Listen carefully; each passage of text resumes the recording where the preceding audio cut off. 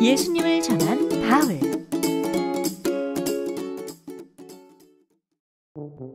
바울과 사람들이 빌립보 사람들에게 복음을 전하러 왔어요. 바울은 복음을 전하기 전에 먼저 하나님께 기도하기로 했는데, 기도하러 가는 길에 정을 치는 한 여자를 만났어요. 이 사람들은 하나님의 종들이다. 사람들에게 구원받는 방법을 알려주고 있다. 여자가 계속 따라다니며 소리치자 바울이 여자를 향해 말했어요. 예수 그리스도의 이름으로 명하니 이 여자에게서 나오라! 그 여자는 귀신 들려서 점을 치던 여자였어요. 그리고 점을 쳐서 번 돈을 주인에게 가져다 주고 있었어요. 그런데 바울이 여자의 몸에서 귀신을 내쫓는 바람에 이제 더 이상 점을 칠 수 없게 되었어요. 바울이 귀신을 내쫓아서 돈을 벌지 못하게 된 여자의 주인들이 화가 나서 바울과 실라를 붙잡아 끌고 갔어요. 이 사람들이 우리 도시를 시끄럽게 만들고 있습니다. 많은 사람들이 바울의 일행을 공격했어요. 그러자 높은 사람들이 바울과 일행의 옷을 찢어 벗기고 매로 때리라고 명령하였어요. 바울과 실라는 사람들에게 매를 맞은 것도 모자라 감옥에 갇히게 되었어요. 감옥을 지키는 사람은 바울과 실라가 도망가지 못하도록 발에 쇠고랑을 단단히 채워두었어요.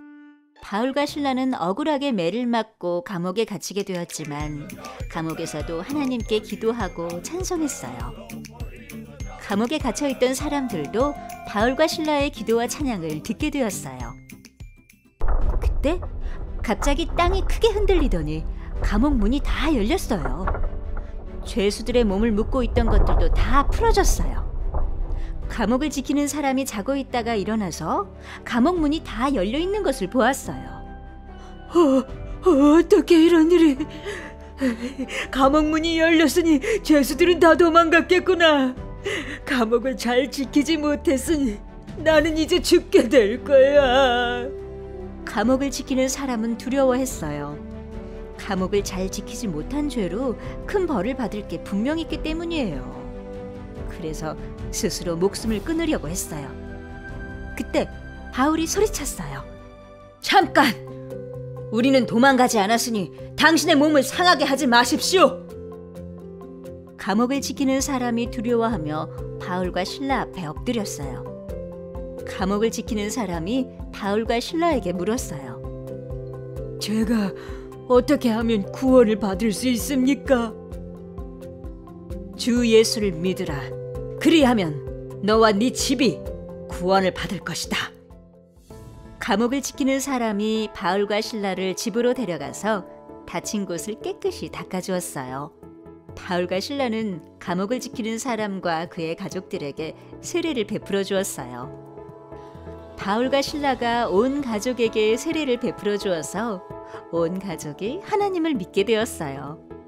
바울은 그 이후에도 이곳저곳을 돌아다니며 복음을 전했어요.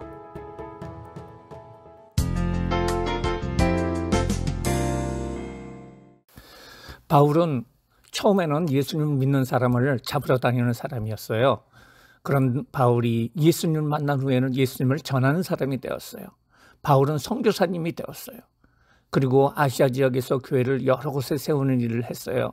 다시 선교를 떠난 바울은 아시아 지역에서 교회를 더 세우려고 했는데 성령님은 유럽에 가서 교회를 세우라고 말씀하셨어요. 그래서 바울은 성령님의 명령에 따라 배를 타고 유럽의 빌립보라는 성에 갔어요. 그 도시는 아주 큰 도시였어요. 그리고 그곳에서 루디아라는 여인을 만나게 되고 루디아는 자신의 집을 교회로 제공을 하였어요. 바울은 빌립보 교회에서 열심히 전도를 했어요. 그런데 바울이 귀신 들린 여자아이를 고쳐주었는데 좋은 일을 했는데요. 사람들이 모함을 하여서 감옥에 갇히게 되었어요. 그러나 바울은 억울한 상황에서 매를 맞고 깜깜한 감옥에 갇히게 되었는데 억울해하거나 울지 않고 찬송을 부르며 감사를 했어요. 이때 감옥문이 열리게 되고요. 간수가 예수님을 믿는 일이 일어나고 무죄로 풀려나게 되었어요. 바울은 선교사님이 되어 다른 나라에 가서 교회를 세우는 일을 해서 많은 사람들이 예수님 믿고 돌아오게 하는 일을 했습니다. 바울은요, 첫 번째로 예수님을 알리는 일을 했어요. 바울이 있었던 시절은 비행기도 자동차도 자전거도 없었던 시절이에요. 그래서 다른 도시로 가려면 아주 오랜 시간을 걸어서 가야 했어요. 하루도 걸리고요, 열흘도 걸리고요, 한 달도 석 달도 걸리는 그런 거리였는데 잠도 거리에서 자고 제대로 먹지도 못하고 거지처럼 가야 했어요. 그리고 곳곳에 강도도 있었고 도둑도 있었고 깡패도 많이 있었어요. 그러나 바울은 예수님을 알리고 교회를 세우는 일을 쉬지 않았어요. 그리고 가는 곳마다 교회를 세우고 예수님을 알리고 사람들이 예배를 드릴 수 있도록 하였어요. 우리는 자라나서 의사 선생님도 되고 판사도 되고 부자도 될 거예요. 우리가 무슨 직업을 가지든지 우리는 주변 사람들에게 예수님을 전해야 돼요. 바울처럼 선교사님이 되어서 먼 곳에 가서 선교를 할 수 있어요.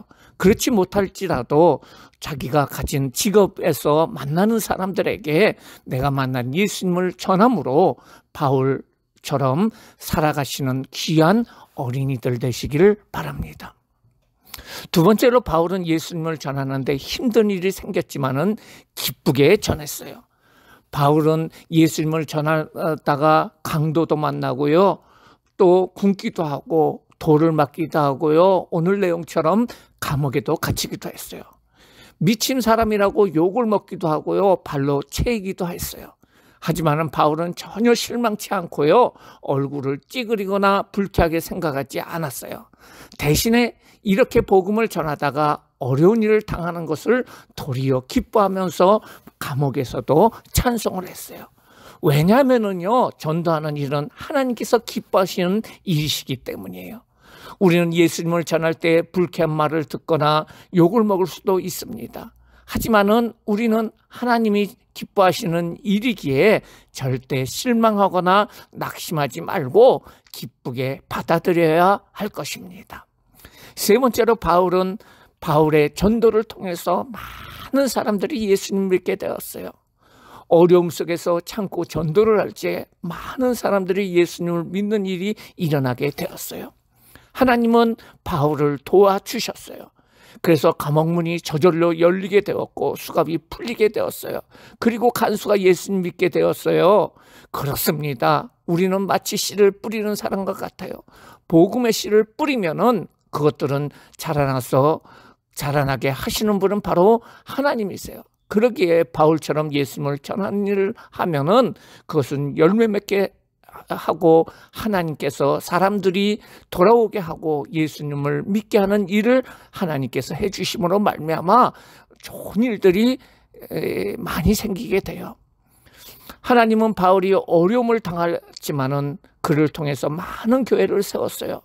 그리고 그 교회들이 다시 선교를 하고요, 결국 우리나라에도 교회가 세워졌고요, 우리 엄마 아빠가 예수님을 믿게 됐고 우리도 예수님을 믿을 수 있게 됐지 않았어요? 이렇게 예배를 드리잖아요. 이제 우리는 우리가 믿는 예수님을 잘 전함으로 바울과 같은 전도자가 되시는 귀한 친구들 되시기를 주님의 이름으로 축원합니다. 기도하시겠습니다. 사랑과 은혜가 많으신 하나님 아버지, 감사를 드립니다.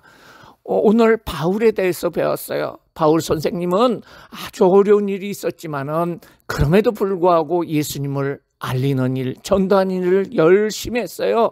그리고 그 전할 적에 힘든 일이 생겼지만은 그럼에도 불구하고 기쁘게 전했어요.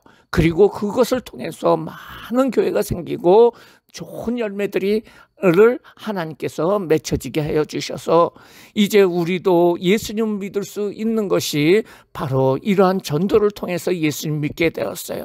하나님 감사합니다. 이제 우리가 예수님을 믿는데 더 많은 다른 사람들에게 예수님을 전할 수 있는 우리 모든 친구들 될 수 있도록 도와주세요.